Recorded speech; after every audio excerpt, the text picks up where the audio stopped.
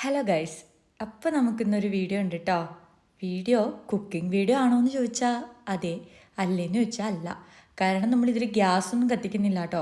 വളരെ സിമ്പിളായിട്ടുള്ളൊരു കുക്കിംഗ് ആണ് ആൻഡ് ഇറ്റ്സ് വെരി ടേസ്റ്റി. നിങ്ങൾക്ക് എല്ലാവർക്കും ഗ്രീൻ ആപ്പിൾ അറിയാം. പൊതുവേ ആരും അങ്ങനെ വാങ്ങി കാണാറില്ലാത്തൊരു ആപ്പിളാണ് green apple. Because of its taste അല്ല, നല്ല പുളിപ്പാണ്, വെറുതെ കഴിക്കാൻ നമുക്ക് പറ്റില്ല. അപ്പോൾ ഇതിനെ സ്ലൈസായിട്ട് കട്ട് ചെയ്യാം. എന്നിട്ട് ഇതിലേക്ക് നമ്മുടെ ഏറ്റവും പ്രിയപ്പെട്ട മാങ്ങ കഴിക്കുന്ന സെയിം പ്രയോഗം തന്നെ ഇതിൽ യൂസ് ചെയ്യുക. അതായത് കുറച്ച് ഉപ്പിടുക, ആവശ്യത്തിന് ഉപ്പ്, നിങ്ങൾക്ക് എത്ര ഉപ്പ് വേണോ അതിനനുസരിച്ചിട്ട് ഉപ്പിടുക. എനിക്ക് തോന്നുന്നു ഓവർ ഉപ്പായാൽ അത്ര ടേസ്റ്റ് ഉണ്ടാവില്ല, കാരണം ഇതിൽ ഓൾറെഡി നല്ലൊരു പുളിപ്പുള്ളതുകൊണ്ട് കേട്ടോ. കുറച്ച് ഉപ്പിടുക. അതിനുശേഷം ഇതിലേക്ക് മുളക് പൊടിയില്ലേ, മുളക് പൊടി, എൻ്റെ മുളക് പൊടിക്ക് നല്ല എരിവായിരുന്നു കേട്ടോ.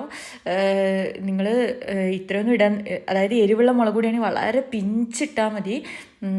ഞാൻ വലിയ കാര്യത്തിൽ അങ്ങ് വാരിക്കൊരിട്ടെ, എനിക്കറിയില്ലായിരുന്നു ഇത്ര എരിവുള്ള മുളക് പൊടിയാണിതെന്ന്.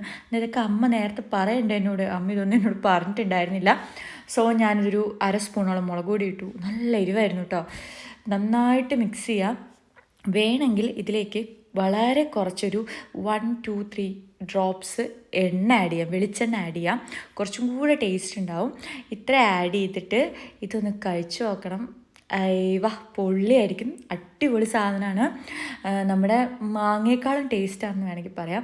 പിന്നെ ഗ്രീൻ ആപ്പിൾ സാധാ ആപ്പിളിനേക്കാളും കുറച്ചും കൂടെ ഹെൽത്തി ആണെന്ന് പറഞ്ഞ് ഞാൻ കേട്ടിട്ടുണ്ട്. അപ്പോൾ അത് വെറുതെ കഴിക്കാനായിട്ട് പറ്റാത്ത ആൾക്കാർക്ക് ഇങ്ങനെ കുറച്ച് ഉപ്പും മുളക് പൊടി ഇട്ടിട്ട് കഴിച്ചു നോക്കൂ, എല്ലാവർക്കും ഇഷ്ടപ്പെടും.